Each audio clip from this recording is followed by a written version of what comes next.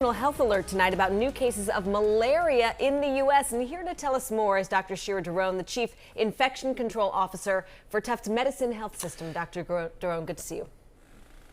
Good to see you. All right, Dr. Doron. So nationally, the U.S. typically sees about 2,000 cases of malaria each year. But for the past 20 years, those patients were infected outside the country.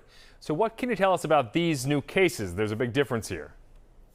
Well, I'm glad not to be talking to you about COVID today. So what's going on here is that there have been 4 patients in Florida and 1 in Texas diagnosed with malaria so far, and none of them have traveled to another country. Now, this has happened before in 2003, so 20 years ago, with 8 cases in Florida. And luckily at that time, it petered out without becoming a long-standing problem. But some international health experts have warned that climate change could alter the distribution of various mosquito species such that we could start seeing malaria regularly in places that don't normally see it, and that would be a bigger problem. For sure. Okay, so the CDC says the risk of local infections is still, quote, extremely low, and just 5 cases in 2 states seems isolated. So why would the CDC then send an alert to every doctor and hospital in the U.S.?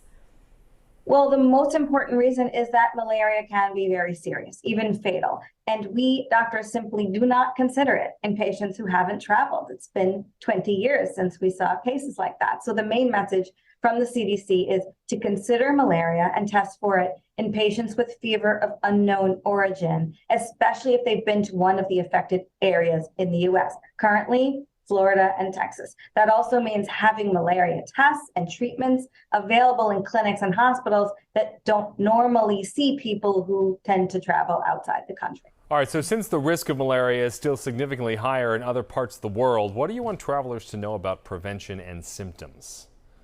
Well, people traveling to parts of the world where malaria is endemic or widespread do need to take precautions. Even if you are returning to a country where you used to live years ago, your immunity has waned and won't protect you. So your best bet is to go to a travel clinic before your trip to talk to a specialist about whether you should be taking malaria prevention pills and to get counseling on how to avoid mosquito bites, including using bug spray, protective clothing, bed netting. And then if you come back from your trip, or if you're on your trip and you do develop a fever, then malaria is one of the considerations. All right, Dr.